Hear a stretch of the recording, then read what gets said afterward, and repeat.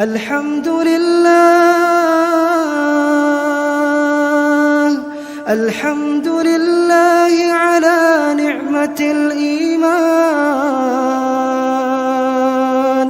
الحمد لله على نعمة الإسلام، الحمد لله على نعمة الهداية، الحمد لله على نعمة الهجرة، الحمد لله على نعمة الأخوة، الحمد لله، الحمد لله على نعمة المغفرة، الحمد لله، الحمد لله على نعمة الإيمان، الحمد لله على نعمة الإسلام،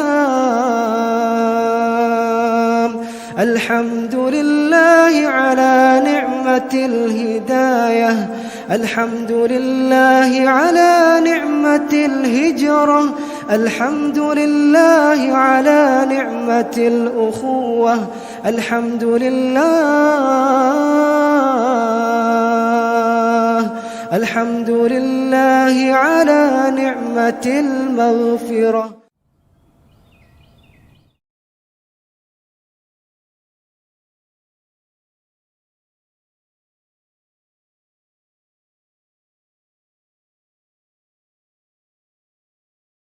نحمده ونصلي على رسوله الكريم اما بعد فاعوذ بالله من الشيطان الرجيم رب اشرح لي صدري ويسر لي امري واحلل عقدة من لساني يفقهوا قولي رب يسر ولا تعسر وتمم بالخير.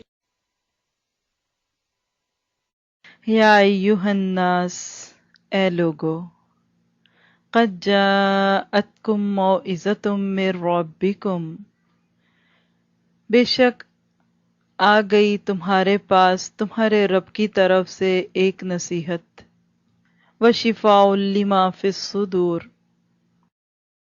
یہ دلوں کے امراض کی شفا ہے، وہدی ورحمۃ للمؤمنین، اور مومنوں کے لیے ہدایت اور رحمت ہے.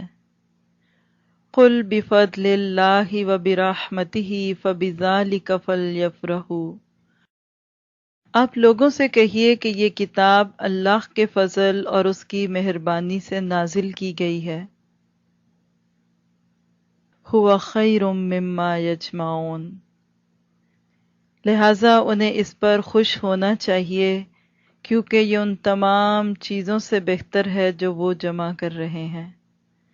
ایک آیت ہے لیکن قرآن پاک کا خوبصورت تعارف بھی ہے. یا ایھا الناس، اے لوگو. محسوس کریں، کیا آپ کے دل تک یہ پکار گئی؟ اپنے آپ کو خوش قسمت محسوس کر رہے ہیں کہ میں اپنے رب کی پکار سن رہی ہوں؟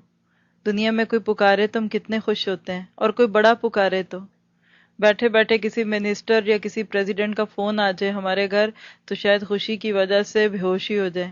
مجھے پکارا ہے.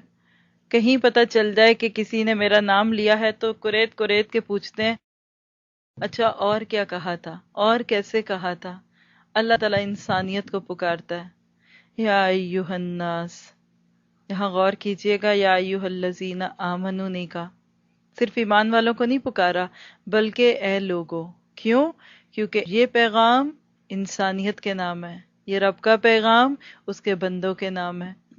تو سوال پیدا ہوتا ہے کہ اس وقت تو صرف آمنو، ایمان والے ہی سن رہے ہیں، کیونکہ عموماً یہ قرآن اور خاص طور اردو زبان میں سننے والے تو مومن ہی ہیں، ایمان والے ہی ہیں. تو پھر باقی انسانوں تک کون پہنچائے گا؟ ہم مسلمان پہنچائیں گے. قرآن پاک کی جتنی بھی آیتیں یا ایھا الناس سے شروع ہوتی ہیں نا، وہ ہم سب کے لیے ایک حجت ہے اس بات کی کہ اس کلام کو جو ہمیں بن مانگے مل گیا، ہم نے ان لوگوں تک پہنچانا ہے جن کو بھی نہیں ملا. یہ پیغام دینا ہے۔ اور ایسی ہی آیتیں کئی کفار کے دلوں کے بند تالے کھول دیتی ہیں۔ ایک مشہور سنگر تھے جن کو آج یوسف اسلام کے نام سے یاد رکھتے ہیں، تو وہ ایسی ہی کسی آیت کو سن کے تو ان کے دل میں اسلام کی شمع بھڑکی تھی کہ یہ کتاب تو مجھے بلا رہی ہے، او مین کائنڈ، تو ہم نے مین کائنڈ تک پہنچانا ہے۔ کیا کہا؟ قد جاءتکم موعظۃ من ربکم، تمہارے پاس آ گیا ایک پیغام، ایک نصیحت آ گئی تمہارے رب کی طرف سے۔ قرآن کو یہاں موعظہ کہا گیا، تو سوال پیدا ہوتا ہے موعظہ کیا ہوتا ہے؟ لفظوں کو ساتھ ساتھ واضح کرتے ہوئے دیکھیں گے۔ موعظہ کا لفظ واو عین زوئے سے ہے۔ واز کا لفظ سنا ہوگا، آج کل ہمارے ہاں لفظ واز معروف نہیں رہا۔ پہلے دور میں کہیں درس ہوتا تھا، لیکچر ہوتا تھا یا اسپیچ تو کہتے تھے واز ہو رہا ہے۔ واز کہتے ہیں دل کو نرم کرنے والی بات، جس سے دل نرم ہو جائے، بھلائی اور نیکی کی یاد دہانی جو بہت اخلاص کے ساتھ ہو، دلوں کو نرم کرنے والی بات، اسی سے پھر موعظت کا لفظ ہے۔ تو موعظت ایسی نصیحت کو کہتے ہیں جو انسان کی توجہ کو دنیا کے انہماک سے ہٹا کر اللہ کی یاد اور روز آخرت کی طرف مائل کر دے، اس سے دلوں میں رقت پیدا ہو اور دنیا سے بے رغبتی اور آخرت سے لگاؤ پیدا ہو۔ چلیے اس بات پہ آپ بھی غور کیجیے اور میں بھی کرتی ہوں، کیا واقعی اس کلام کو سن کے ہمارے دلوں میں نرمی آتی ہے؟ موعظہ ہے یہ ہمارے لیے، دلوں کو نرم کرنے والا کلام ہے۔ دل کی سختی کی وجہ سے کئی بیماریاں ہوتی ہیں۔ ہائی کولیسٹرول کا مرض ہوتا ہے تو کیا ہوتا ہے؟ دل سخت ہو جاتا ہے نا، آرٹریز اور وینز جو ہیں وہ بلاک ہونے لگتی ہیں۔ پھر اس کے کتنے ہی طریقے ہوتے ہیں، کبھی ان کو ڈسپرین دی جاتی ہے تاکہ وہ گھول کے پئیں تاکہ بلڈ ڈائلیوٹ ہو اور دل کی نرمی کم ہو، کہیں ان کو کڑوی دوائی کھلائی جاتی ہیں، کہیں جڑی بوٹیاں دی جاتی ہیں کہ ان کے دل کی سختی دور ہو۔ تو قرآن موعظہ کیسے ہے کہ دنیا کی محبت کی بیماریاں جو بلاکیج آ چکی ہے دل میں اس کو نکال دو۔ موعظت کب ملتی ہے؟ جو اس کو توجہ سے پڑھے گا، مطلب پر غور کرے گا، اس کے لیے تو یہ نصیحت بن جائے گی۔ اسی طرح واعظ کہتے ہیں عواقب اور نتائج کی یاد دہانی کرنا، یعنی آپ کا انجام کیا ہوگا، کبھی آپ نے سوچا آپ کہاں جا رہی ہیں، کل کیا ہوگا، مرنے کے بعد کیا ہوگا، یعنی یہ کتاب انسان کو اس کا اینڈ یاد کرواتی ہے، چاہے ترغیب کے ساتھ ہو یا ترغیب کے ساتھ۔ ترغیب کیا ہوتی ہے؟ رغبت کے ساتھ، کبھی جنت کی خوشیاں سنا کے، کبھی اس کی خوشخبریاں دے کے، اور کبھی جہنم کے ڈراوے دے کر۔ اسی سے لفظ پھر واعظ ہے۔ ہمارے ہاں تو یہ لفظ کافی بدنام ہے، خاص طور پہ اردو شاعری میں۔ واعظ، ناصح، فلاں بڑے نصیحتیں کرتے ہیں، بڑے واعظ دیتے ہیں، لیکن واعظ کون ہوتا ہے؟ طبیب، ڈاکٹر۔ ڈاکٹر بعض دفعہ مریضوں کو کس چیز سے روکتا ہے؟ جو ان کے جسم کے لیے نقصان دہ ہوں۔ کبھی کبھی کڑوی دوائی کھانے کو دیتا ہے، کبھی کبھی میٹھی گولی بھی دیتا ہے۔ اسی طرح قرآن پاک کبھی کبھی رغبت سے، جنت کے شوق دلا کے، اللہ سے ملاقات کی باتیں کر کے انسانوں کو اس کتاب کے ذریعے سے رہنمائی کرتے ہیں، اور کبھی کبھی جہنم کے ڈراوے، روز محشر کی سختیاں، اللہ تعالیٰ کا خوف۔ تو گویا کہ کتاب انسان کے لیے ایک چلتا پھرتا استاد ہے۔ یا ایھا الناس قد جاءتکم موعظۃ من ربکم، مجھے ایسے لگتا ہے کہ جیسے کوئی کہہ رہا ہے کہ دل کے بند دروازے کو کھولو، کھٹ کھٹ کھٹ نوک کر رہی ہے یہ کتاب، میں آئی ہوں تمہارے دلوں کو نرم کرنے۔ یہ کتاب ہی تھی کہ جس نے مکہ والوں کے دلوں کی سختیوں کو دور کیا۔ عمر فاروق رضی اللہ تعالیٰ عنہ اللہ کے نبی صلی اللہ علیہ وسلم کی نفرت سے بھرا ہوا دل لے کر آئے تھے، اور اسی کتاب کی چند آیتوں نے ان کے دل کو موم بنا دیا، پگھل گئے۔ وہ اس کتاب ہی کی آیتیں تھیں کہ جس نے حبشہ کے بادشاہ نجاشی اور اس کے ساتھیوں کے دل اس طرح پگھلائے، ندامت کے آنسو آنکھوں میں آنے لگے۔ اپنے دلوں کو چیک کریں، کیا مجھے یہ کتاب موعظہ لگتی ہے؟ آپ سوچیں گے مجھے تو سمجھ ہی نہیں آتی، آئے بھی کیسے؟ جب کوئی بات سمجھ نہیں آتی تو دل میں نہیں جاتی، یہ حقیقت ہے۔ عربی زبان کے ساتھ جب آپ کا تعلق جڑنے لگتا ہے نا، تو آپ کی ساری نمازیں زندہ ہو جاتی ہیں۔ کوئی مردہ زندہ ہو تو اس کی کتنی خوشی ہو، جب مردہ دل زندہ ہوتے ہیں تو پھر کتنی ہی خوشیاں ہوتی ہیں۔ جب کتاب کی بات سمجھ آنے لگتی ہے تو پھر پتہ چلتا ہے کہ اصل تو یہی میری چیز تھی، میں کہاں کھوئی بھی تھی، میں کہاں سے نصیحتیں لیتی تھی۔ تو اس سے کیا پتہ چلا، کسی کو بھی فائدے دینے ہیں جو اس میں آپ کو بتائے، اس کے دل کو نرم کرنا ہے تو کتاب کام کرے گی۔ اگر کسی کے دل کو دنیا کی رونقوں سے ہٹا کے آخرت کی طرف لانا ہے تو یہ کتاب، دنیا کی بے رغبتی اس کتاب کے ذریعے، آخرت کا لگاؤ اس کتاب کے ذریعے شوق پیدا کرنا ہے، آخرت کی جواب دہی کا یقین دلانا ہے تو اس کتاب کو کھولنا پڑے گا، پڑھنا پڑے گا۔ اور موعظت کے اندر لفظ کیا چھپا ہوا ہے، اس کو سمجھ کے پڑھنا، اس کے معنی، مطلب، مفہوم سے۔ اب میں بات کر رہی ہوں اردو میں، آپ کو اردو نہ آتی ہو تو کیا آپ اتنے شوق سے سن سکتے ہیں؟ نہیں سن سکتے، دل میں جاتی نہیں بات۔ آپ کوئی ایسی لینگویج کا لیکچر سنیں جو آپ کو نہیں سمجھ آتی، اب 2-3 منٹ سے زیادہ نہیں رہ سکتے، آپ کیسٹ بند کر دیں گے، سی ڈی بند کر دیں گے کہ چھوڑو میں نہیں، کچھ اور کر لوں، اس سے تو بہتر ہے میں سو جاؤں۔ تو آج ہمیں کتاب سمجھ کیوں نہیں آتی؟ کیونکہ ہماری زبان میں نہیں، زبان میں نہیں تو سمجھنا ہے اس کو اور اس کے معنی کو۔ آپ کہیں گے کیوں، کیا ضرورت ہے، اور بھی تو بہت ساری کتابیں ہیں نا۔ تو پھر اس کا وہ معنی یاد کر لیں کہ انسان کو اس کا انجام یاد دلاتی ہے۔ میرا انجام، کل میرے ساتھ کیا ہونے والا ہے، میں نے ہمیشہ اس دنیا میں نہیں بیٹھ رہنا، جب اپنے مالک کے سامنے جاؤں گی تو کیا جواب دوں گی؟ وہ مالک کیا پوچھے گا کہ بتاؤ تمہیں اتنی نعمتیں دی تھی، تم کر کے کیا آئے ہو؟ تو لہٰذا اپنے دل کے بند دروازوں کو کھولنا ہے۔ ساتھ ہی ایک اور خوبی اس کتاب کی سامنے آتی ہے، اور وہ کیا ہے؟ وَشِفَاءٌ لِمَا فِي الصُّدُورِ۔ ڈرتے کیوں ہو، گھبراتے کیوں ہو اس کتاب کو پکڑتے ہوئے؟ یہ تو تمہارے دلوں کی بیماریوں کی دوا ہے۔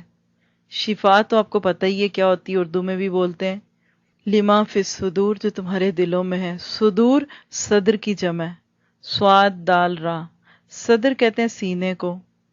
اب دل چونکہ سینے میں ہوتا ہے تو وہی مراد ہے۔ اسی طرح صدر کہتے ہیں کسی بھی چیز کا حاکم۔ یہ ہمارے ہاں جو اردو میں ایک لفظ استعمال ہوتا ہے نا، صدر، صدر پاکستان، یہ بھی اسی سے ہے۔ جس طرح دل پورے جسم کے نظام کو کنٹرول کرتا ہے نا، اسی طرح صدر پورے ملک کے نظام کو کنٹرول کرتا ہے۔ تو فرمایا جو تمہارے سینوں میں ہے اس کی بیماریوں کا علاج ہے، تمہارے دل کی بیماریوں کا علاج ہے۔ آپ کہیں گے دل کی بیماریاں کیا ہوتی ہیں؟ انجائنا کا پین، کولیسٹرول کا ہائی ہونا، ہارٹ اٹیک؟ نہیں، وہ تو صرف جان کے دشمن ہوتے ہیں نا۔ کچھ بیماریاں ایسی ہیں جو انسان کے ایمان کی دشمن ہوتی ہیں۔ اگر وہ بیماریاں آ جائیں تو دنیا چھن جاتی ہے، لیکن اگر خدا نہ خواستہ یہ بیماریاں آ جائیں تو آخرت سے بھی انسان ہاتھ دھو لیتا ہے۔ تو سوال پیدا ہوتا ہے کہ لما فی الصدور پھر ہے کیا؟ کون کون سی بیماریاں ہیں؟ اسی طرح اس کی اگلی بیماری ہے کفر، انکار، میں نہ مانوں۔ پہلی بیماری کفر، مانتے ہی نہیں رب کو، ایتھیسٹ بنے بیٹھے ہیں، اپنے خدا خود ہیں، سب کو مانتے ہیں لیکن رب کو نہیں مانتے کیونکہ وہ دکھتا نہیں۔ انکار، اللہ کی ذات کو نہ مانا تو وہ صحیح کافر بن گئے، ڈس بلیور، اور اللہ کے حکم کو نہ مانا تو عملی کفر ہو گیا۔ آج کتنے ہی لوگ ہیں جو رب کو تو مانتے ہیں لیکن رب کی نہیں مانتے، اس کی بات نہیں مانتے۔ تو کفر، انکار کی عادت، مجھے نہیں کرنا۔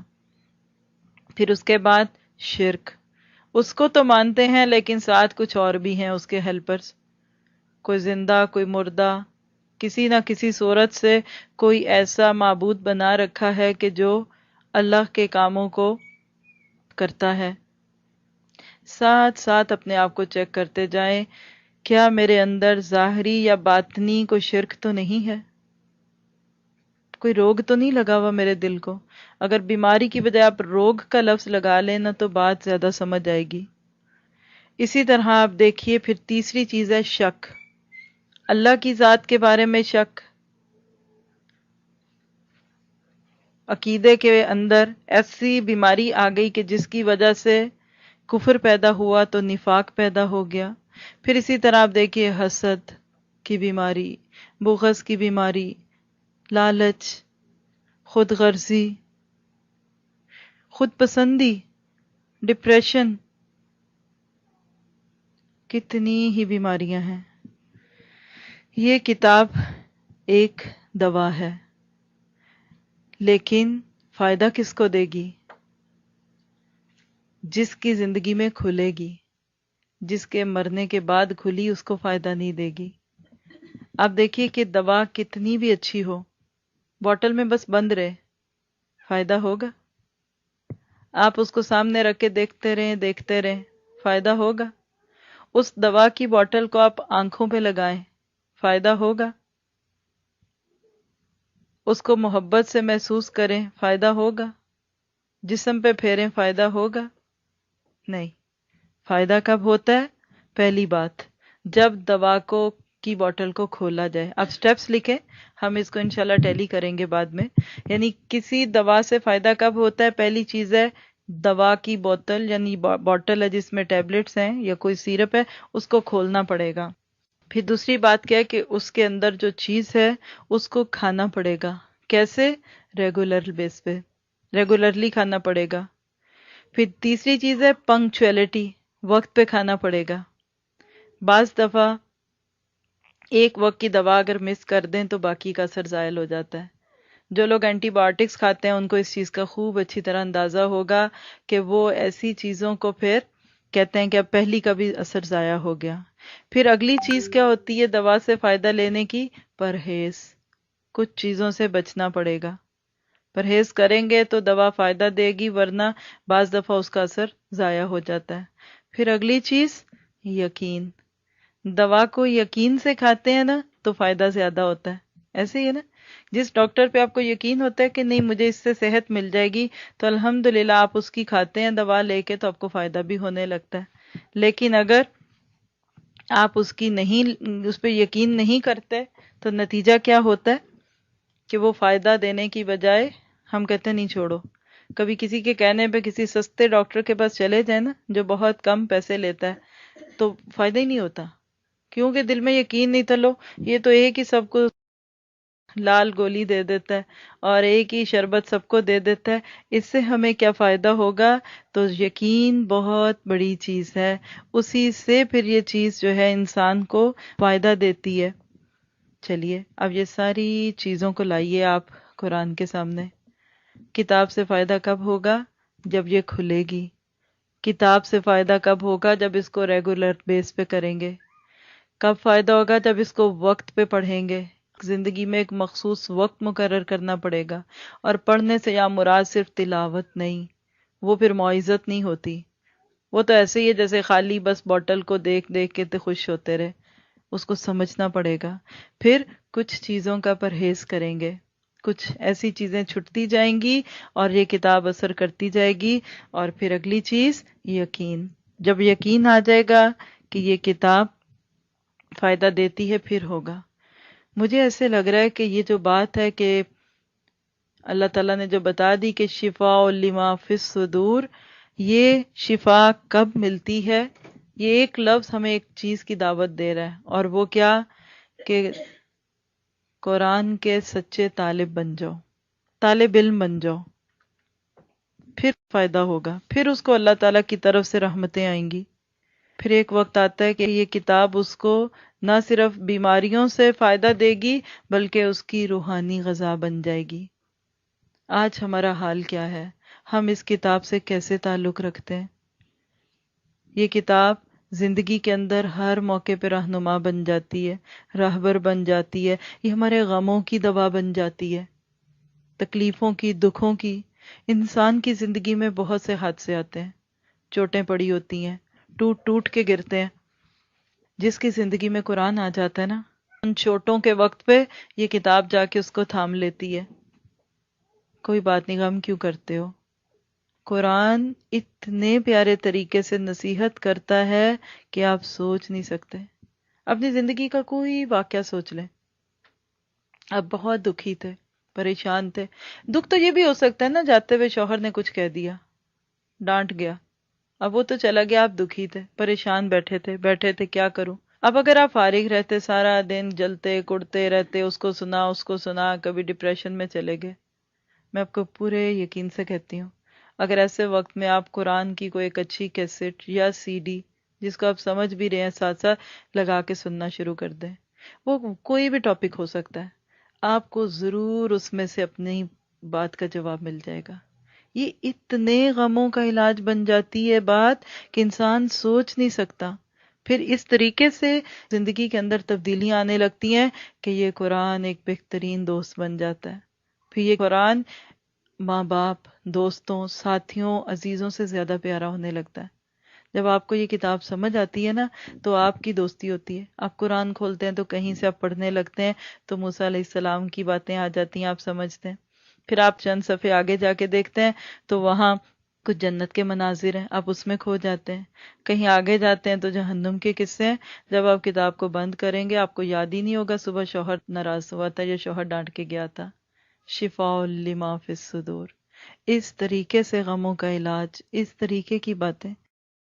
چونکہ پڑھنے پڑھانے کا کام ہے تو ہر وقت ہی کچھ نہ کچھ لوگ اپنی باتیں شیئر کرتے رہتے ہیں. تو کسی کی بات مجھے بہت ہی اچھی لگی، انسپائر کیا اس نے کہ زندگی میں بہت سارے اتار چڑھاؤ آئے جس میں کچھ فائنینشیل پرابلمز بھی تھے، اور کہنے لگیں کہ اگر میں اس کتاب سے نہ جڑی ہوتی تو میں ٹوٹ جاتی. اور یہ حقیقت ہے، ہر ایک اندر سے کچھ نہ کچھ روگ لگا کے بیٹھا ہوا ہے. جو چیز تھامتی ہے نا وہ کتاب تھامتی ہے، جس کو ہم نے بند کیا ہوا ہے، جو مرنے کے بعد کھلے گی. لوگ ہم پہ پڑیں گے، ہم نہیں پڑھتے، ہم پر پڑھا جاتا ہے. لیکن اس کا ختم ہو گیا وقت، اس وقت علاج کا وقت ختم. ڈاکٹرز نے جواب دے دیا. تو اگر کوشش کرنی ہے تو کس بات کی کہ اپنی زندگی میں یہ کتاب کھولیں، خود اپنے وقت پہ اس کو پڑھنا چاہیں. جب اس کتاب کو اپنی زندگی میں کھولیں گے نا تو خوشیاں آئیں گی. اسی لیے آپ دیکھیے کہ آگے اللہ تعالیٰ کہہ رہے ہیں کہ یہ دنیا کی ہر نعمت سے پیاری چیز ہے. شفاء لما فی الصدور وہدی ورحمہ. اس میں ہدایت بھی ہے. ہدایت خدا سے ہے، ہا دال یا. اور خدا، ہدایت، ہدیہ، یہ سب ایک ہی فیملی کے لوگ ہیں. ہدیہ کس کو کہتے ہیں؟ تحفے کو. تو ہدایت ایک تحفہ ہے. Guidance is a gift. کس نے بھیجا ہے؟ اللہ کی ذات نے. یہ رب کا پیغام ہے اس کے بندوں کے نام کہ لوگوں اس کو قبول کر لو. ذالک الکتاب لا ریب فیہ ھدی للمتقین. یہ کتاب تمہیں فائدے دے گی، یہ کتاب تمہیں اندھیروں سے نکال کے روشنیوں میں لے کے آئے گی، جینے مرنے کے طریقے سکھائے گی. یہ ہدایت صرف جنت کی ہدایت نہیں ہے، دنیا میں جینے کے طریقے سکھائے گی. کیسے جینا ہے، کیسے مرنا ہے، کیا کھانا ہے، کیا پینا ہے، کیا چیز تمہارے حق میں فائدے والی ہے، کون سی نقصان کی ہے، یہ کتاب تمہیں بتائے گی. ہدن، گائیڈنس. اب بتائیے کہ کسی چیز سے گائیڈنس لینے کے لیے اس کو سمجھنا ضروری ہے کہ نہیں؟ جب میں کتاب کے بارے میں ہدن کا لفظ پڑھتی ہوں تو مجھے لگتا ہے جیسے روڈ میپ. آپ کو کہیں جانا ہے، آپ کمپیوٹر سے ایک پیپر ڈاؤن لوڈ کرتے ہیں روٹ کے صورت میں، اور آپ کو اس کی زبان ہی نہیں آتی. چلے مثال ہے، آپ کہیں جا رہے تھے اور آپ نے کمپیوٹر سے ڈائریکشن نکالنے کی کوشش کی. جب کھولا آپ نے تو وہ اسپینش میں تھا. آپ کو تو اسپینش آتی نہیں، کیا کریں گے؟ آپ کہیں چلو اس کا میپ کا ہینڈ آؤٹ نکال لیتی ہوں. ہینڈ آؤٹ نکال لیں، آپ بیٹھیں گے تو جائیں کدھر کچھ پتہ نہیں. کیا آپ اس کو گاڑی کی اسکرین پہ لگا لیں، آپ منزل پہ پہنچ جائیں گے؟ آپ اس کو چومتے رہیں، اس کا ایک خوبصورت سا ہار بنا کے مرر کے اوپر لٹکا لیں، کیا اس کی برکت سے آپ پہنچ جائیں گے؟ نہیں، کچھ کرنا پڑے گا نا. اس کو کھول کے کسی ایسے بندے تک لے جائیں گے جس کو وہ زبان آتی ہے، پھر اس سے پوچھیں گے دیکھو مجھے اس کا مطلب بتا دو. ہو سکتا ہے وہ اس کے 4-5 جو لفظ لکھے میں اس کا مطلب بتا دے اور آپ گاڑی میں بیٹھ جائیں، لیکن بہت بڑا خطرہ ہے۔ کیوں؟ ہو سکتا ہے اس میں جو باتیں سنی ہوئی تھی وہ تو آپ کو پتہ چل گئیں، لکھی ہوئی تھی وہ تو پتہ چل گئیں، لیکن روڈ پہ کوئی ایسی چیز آ گئی آپ پڑھ ہی نہیں سکے۔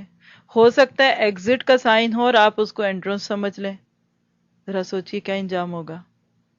جہاں سے جانا تھا وہاں سے اب نکلنے کی کوشش کریں، کتنا بگ کلوژن ہوگا، دھماکہ ہوگا نا۔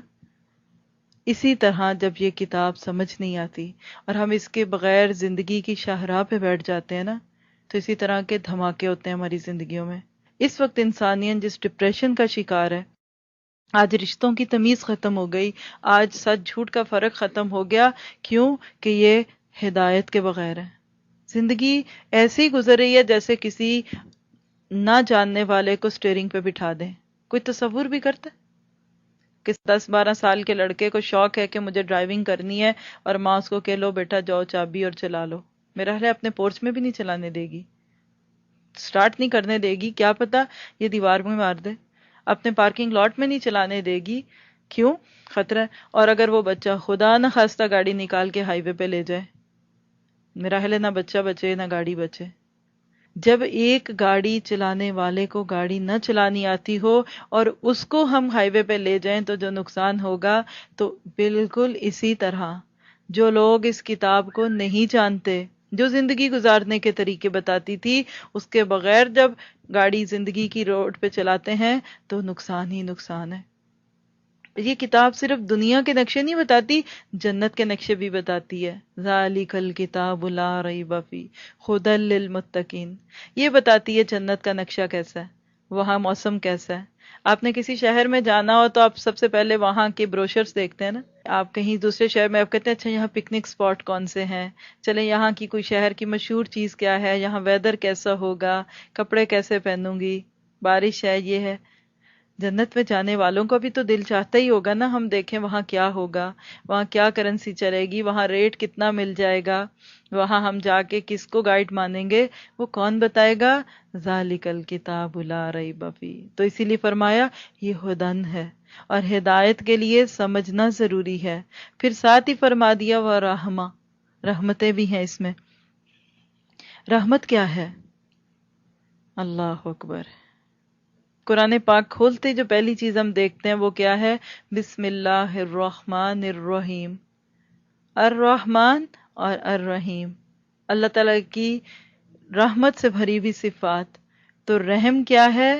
کسی کے اوپر ایسا معاملہ ہو جائے کہ بس اس کی دنیا بھی اچھی ہو جائے اور اس کی آخرت بھی اچھی ہو جائے۔ اللہ کی رحمت کیسے ملتی ہے اس کتاب سے؟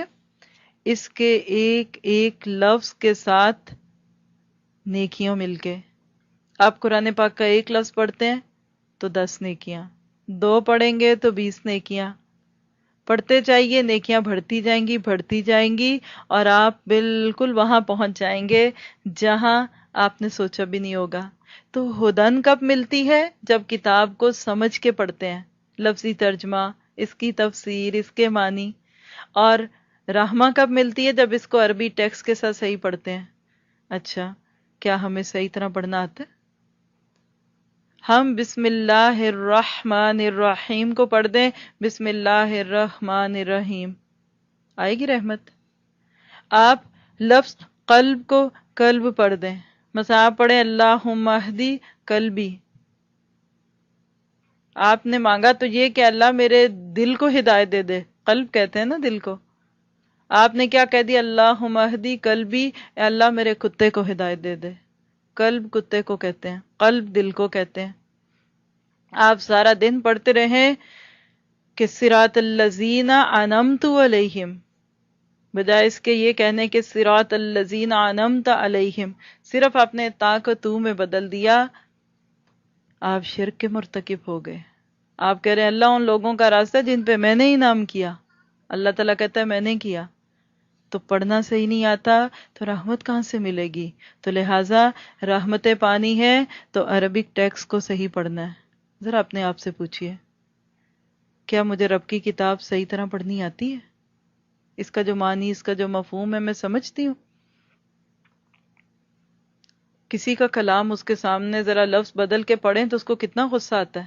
آپ کی کہی ہوئی بات کوئی دوسرا آپ کے سامنے کسی اور کو بتائے اور ذرا انداز بدل لے، ٹون بدل لے، تو آپ کا حال کیا ہوتا ہے؟ میں نے ایسے تو نہیں کہا تھا، غصہ آئے گا نا. ہم رب کے کلام کو، بل ہوا کلام اللہ، اللہ کے کلام کو ہم پڑھتے ہیں توڑ توڑ کے، اتنے خراب انداز میں پڑھتے ہیں کہ وہ لگتا ہی نہیں یہ رب کا کلام ہے. رب کو کیسا لگتا ہوگا؟ اردو کے سٹائل میں تو ہم عربی پڑھتے ہیں. رحمتیں کہاں سے آئیں؟ ایک ایک لفظ پہ فرشتے کیسے اترے؟ تو لہٰذا اس لفظ کے ساتھ ہمارا عمل کیا ہونا چاہیے؟ اس کو صحیح پڑھنے کی نیت، ارادہ. کس کو ملتا ہے یہ سب کچھ؟ کیا سب کو؟ نہیں، للمؤمنین، ایمان لانے والوں کو. تو قرآن سے فائدے کون لیں گے؟ جو ایمان لائیں گے اس پہ. آپ کو پتہ ہے کہ آج مسلمانوں کے ساتھ ساتھ غیر مسلم بھی اس کتاب کو پڑھ رہے ہیں، اس کی ریسرچز کرتے ہیں، اس کے اوپر بڑے بڑے تھیسس لکھتے ہیں. فائدہ کیوں نہیں پاتے؟ کیوں؟ ایمان نہیں ہے. للمومنین، تو عقیدے کی اصلاح. اور ساری باتیں کہہ کے پھر کہا کل بفضل اللہ وبرحمتہ فبذالک فلیفرحوا، کہہ دیجئے کہ اللہ کے فضل کے ساتھ اور اس کی رحمت کے ساتھ بس چاہیے کہ خوشیاں مناؤ، کیونکہ ہوا خیر مما یجمعون، یہ سب کچھ اس سے بہت پیارا ہے جو لوگ جمع کرتے ہیں. آئیے اس آیت کو بھی دیکھتے ہیں ایک ساتھ. بفضل اللہ، اللہ کا فضل جہاں کیا ہے؟ قرآن، قرآن پاک کے ساتھ. وبرحمتہ، اور اس کی رحمت. یہ کیا ہے؟ نبی کا سکھایا ہوا طریقہ. اللہ کے نبی نے جو طریقہ سکھایا وہ. فبذالک، اور اسی کے ساتھ. کس کے ساتھ؟ یہ جو اوپر گزر گئی، موعظت، شفا، ہدن و رحمہ کے ساتھ، یعنی اس قرآن کے ساتھ کیا کرو؟ فلیفرحوا، خوشیاں مناؤ. خوشی کیا ہوتی ہے؟ کس کو کہتے ہیں خوشی؟ آج ہر بندہ خوشی کی تلاش میں مارا مارا پھرتا ہے. آج ہم نے لگژریس لائف کا نام خوشی کی زندگی رکھا، حالانکہ یہ جھوٹ ہے. خوشی کس کو کہتے ہیں؟ اس کی ڈیفینیشن آپ کو لکھاؤں گی. ایسی کیفیت جو کسی مطلوب چیز کے حاصل کرنے پر انسان اپنے دل میں محسوس کرتا ہے. خوشی کیا ہوتی ہے؟ مطلوب کو پا لینا. جس کو پانا چاہتے تھے پا لیا. وہ کیفیت جب من چاہی چیز مل جائے اس کو خوشی کہتے ہیں. خوشی کیا ہے؟ یہ کتاب، یہ قرآن، اس کا پا لینا ساری دنیا کی نعمتوں سے پیارا ہے. لیکن یہ بات اس کو پتہ چلتی ہے جو لوگ اس کو پڑھتے ہیں، جو سمجھتے ہیں، جنہوں نے اس کتاب کو اپنا اوڑھنا بچھونا بنا لیا، جن کی صبح اس کتاب کے ساتھ اور جن کی راتیں اس کتاب کے ساتھ ہوتی ہیں. دور دور سے چھونے والے اس خوشی کو پا نہیں سکتے. اللہ تعالیٰ کہتے ہیں یہ کتاب سب سے بڑی چیز ہے. انسان جو ہے نا یہ صرف مادہ سے نہیں بنا، اس کے اندر روح بھی ہے نا. اسپرچولی بھی ہم زندہ ہیں نا، بلکہ روح نکل جائے تو ہم مر جاتے ہیں. ہم صرف مادہ سے نہیں پیدا ہوئے، میٹر سے نہیں ہوئے. تو ہمیں خوش کرنے کے لیے صرف مادی چیزیں نہیں چاہیے. سمجھ رہے ہیں؟ مادی چیزوں سے خوشی نہیں ملے گی، کیونکہ ہمارے اندر ایک روح بھی ہے. ہمارا حال کیا ہے؟ بچوں والا. مادی چیزوں سے اس کو بہلاتے ہیں. گھڑی لے دو، گاڑی لے دو، گھر لے لو، اچھے کپڑے لے لو، پھر دیکھنا کتنی خوشی ملے گی. اور نتیجہ کیا نکلتا ہے کہ سب کچھ لے لیتے ہیں. جو گول تھا وہ سب مل گئے لیکن خوشی نہیں ملی. ذرا آج اپنے دل کے اندر جھانک کے دیکھیں. اگر آج ہم عزت اور شہرت کی بلندیوں پہ ہیں، کیا خوش ہو؟ کسی ایسے بندے کو قریب سے جا کے دیکھ لیں کہ جو لوگوں میں مشہور ہو. بعض دفعہ کامیڈینز خودکشی تک کرتے ہیں. اس نے کیوں کہ یہ تو سب کو خوش کرتا تھا. کیوں؟ وہ خلا تھا، اندر ایک خول تھا، صرف لوگوں کو اپنے لفظوں سے خوش کرتا تھا. جو لوگ بہت شہرت یافتہ ہو جاتے ہیں، مشہور لوگ ان پہ رش کرتے ہیں، آپ ذرا پوچھیں ان کو، وہ کہتے ہیں کوئی ہمیں ایک دن دے دے جب ہم اپنی ذاتی زندگی گزاریں جہاں لوگوں کی انٹریکشن نہ ہو. یہ خوشی نہیں ہے. اور خوشی کس سے مانگتے ہیں؟ اچھے کپڑوں سے. چلیں ایک لمحے کے لیے سوچیں، آپ نے بہت قیمتی سوٹ بنایا، خوب کڑھائی والا، خوب بھرا ہوا کام کا، بس ایسا کہ دیکھ کے دل خوش ہو جائے. آپ نے وہ سوٹ پہن لیا، اندر سے آپ کو چبھ رہا ہے، جان پہ بنی ہوئی ہے. آپ نے وہ سوٹ پہن کے پھر لیا، اگر کوئی تعریف نہ کرے مثلاً، آپ کو خوشی ہوگی؟ آپ کہیں گے یہ کیا ہوا، میں نے تو اتنی محنت کر لی، اتنے پیسے لگا لیے، میں نے تو کتنے دن لگائے اس پہ، ایک بندے نے تعریف نہیں کی. تو کیا پتا چلا وہ کڑے ہوئے جوڑوں کے اندر خوشی نہیں ہے. آپ خوبصورت سے خوبصورت جوتا پہن لیں اور آپ کے پاؤں کو چبھے، تکلیف دے، ہے بڑا خوبصورت، خوشی ملتی ہے. اب دیکھیں لوگ نئے کپڑے جوتے پہنتے ہیں نا تو آتے ہی گاڑی میں اتارتے ہیں، جوتے اتارو، جیولری اتارو. ہم بچوں کی طرح کھلاتے ہیں ان چیزوں کو. جیسے بچہ روتا ہے نا تو ماں اس کو ایک کھلونا دے دیتی ہے، وہ تھوڑی دیر کھیلتا ہے تو وہ دوسرا، پھر تیسرا، پھر تیسرا. آخر مائیں کیا کہتی ہیں آپ کو پتہ ہے؟ بچہ جب سارے کھلونوں سے نہیں بہلتا نا تو ماں کہتی ہے یہ ایسی ضدیں کر رہا ہے، اصل میں اس کو بھوک لگی ہوئی ہے، اس کو ماں کی گود چاہیے. اسی طرح یاد رکھیے ہماری روح بھی بھوکی ہوتی ہے، اس کو اللہ کا قرب چاہیے، اللہ کی محبت چاہیے. ہم اس کو چیزوں سے بہکاتے ہیں، یہ لے لو وہ لے لو. ماں روتے بچے کو جھنجھنا دکھاتی ہے، اسے ماں کی گود چاہیے ہوتی ہے. ہم اپنے آپ کو ان زیورات، اچھے کپڑوں اور کھانوں سے بہلاتے ہیں، حالانکہ اسے کچھ اور چاہیے. ہماری روح کی غذا یہ قرآن ہے، ہم اس کو کسی اور چیز سے بہلاتے ہیں. فَبِذَلِكَ فَلْيَفْرَحُوا، اس کے ساتھ خوشیاں مناؤ اگر تم واقعی خوش رہنا چاہتے ہو. اگر ساری کوششیں ناکام ہو گئیں خوش ہونے کی، سارے سائیکاٹرسٹ نے جو ہیں انہوں نے انکار کر دیا، مایوس ہو، سارے ڈاکٹرز نے جواب دیا ایک دفعہ رب کی اس کتاب کی طرف آ جاؤ، اس کے سامنے دل جان بچھا دو، تمہارا دل خوشیوں سے اچھلنے لگے گا. ایسے لوگ جو کتاب کے ساتھ تعلق جوڑتے ہیں وہ دنیا کے بہترین لوگ ہیں. ایسے لوگوں کو اللہ تعالیٰ نے اپنے بندے کہا. پھر یہاں دیکھیے مما یجمعون، جو وہ جمع کرتے ہیں. عموماً کیا جمع کیا جاتا ہے؟ لوگوں کی کلیکشنز کیا ہیں؟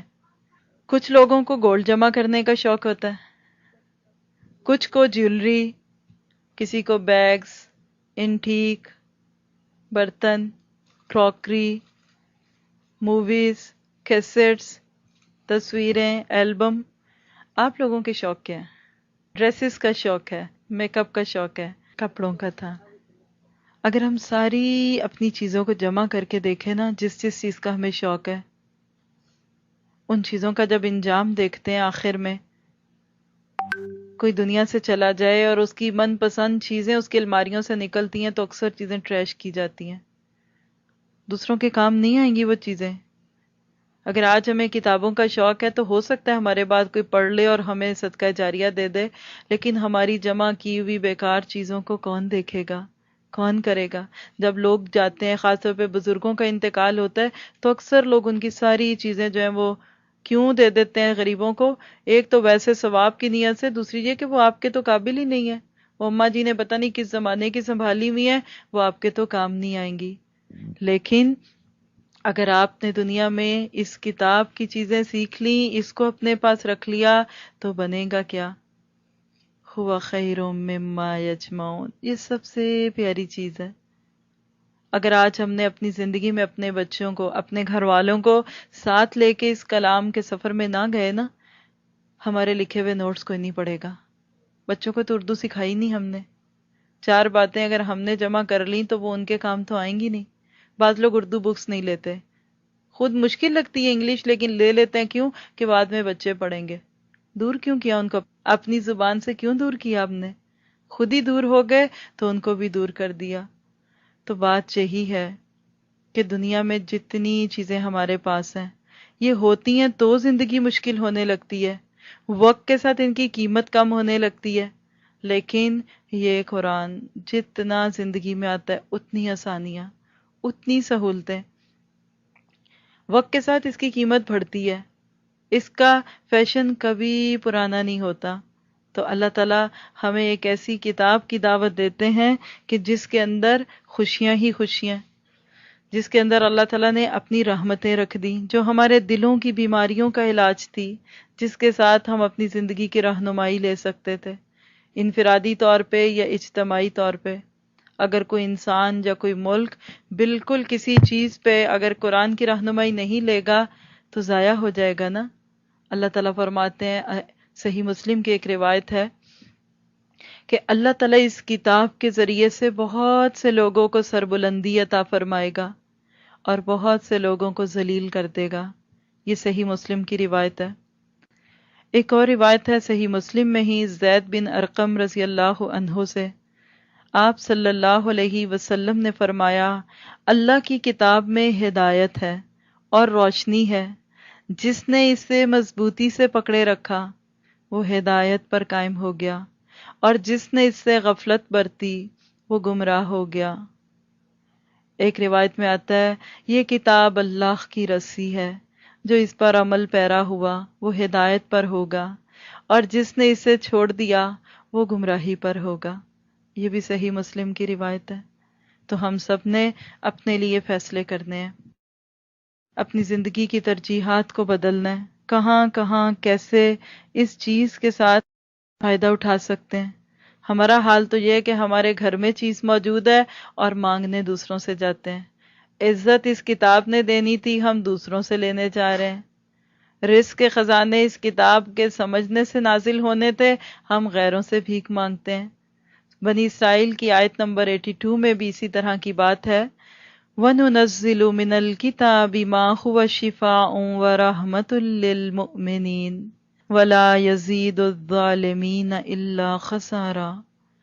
اور ہم قرآن میں وہ نازل کرتے ہیں جو شفا ہے اور رحمت ہے ایمان والوں کے لیے، لیکن ظالم تو خساروں ہی میں زیادہ ہوتے ہیں، یعنی جو نہیں مانے گا وہ نہیں مانے گا۔ جھٹلانے والے اور ٹھکرانے والوں کو اس کتاب سے کوئی زیادہ فائدہ نہیں ہو سکتا، وہ لوگ اس سے فائدہ لے نہیں سکتے۔ تو اللہ سے پھر یہی دعا کرنی ہے کہ اللہ اس کتاب کو میرے دل کی بہار بنا دے، میں کیوں محروم رہوں؟ تو نے اتنی پیاری کتاب بھیجی اور میں اس کو سمجھے بغیر دنیا سے چلی جاؤں، میں نہ سمجھوں، میری زندگی میں اس پہ عمل نہ آئے، میں دوسروں کو اپنے دکھ سناتی رہوں۔ کوئی دکھی ہوتا ہے نا تو ماں یاد آتی ہے، بہن یاد آتی ہے، شوہر دور ہو تو وہ یاد آتا ہے۔ اگر آپ کو اس کتاب کی رفاقت مل جائے نا تو آپ اپنے دکھوں اور میں غموں میں اس کتاب سے تعلق جوڑیں گے۔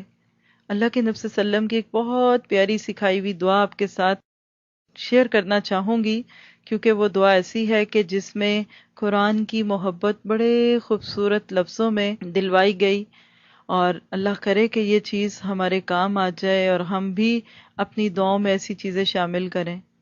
عموماً تو ہم دنیا ہی کی چیزیں مانگتے رہتے ہیں نا، لیکن جس کو قدردانی ہو جاتی ہے پھر واقعی وہ ایسی ہی دعائیں مانگتا ہے۔ اور اس دعا کے بارے میں یہ بھی آتا ہے، کوئی بہت اگر مشکل میں ہے، اگر یہ دعا پورے یقین سے کرتے ہیں تو اللہ تعالیٰ آپ کو اس مشکل سے بھی نکال دیتا ہے، لیکن محبت بھی ہے اور غم سے نجات بھی ہے انشاءاللہ تعالی۔ یہ مسند احمد کے الفاظ ہیں، اللہم انی عبدکا وابن عبدکا وابن امتکا ناصیتی بیدک ماض فی حکمک عدل فی قضاؤک اسألک بکل اسم هو لک سمیت به نفسک او انزلتہ فی کتابک او علمتہ احدا من خلقک او استأثرت به فی علم الغیب عندک ان تجعل القرآن العظیم ربیع قلبی ونور صدری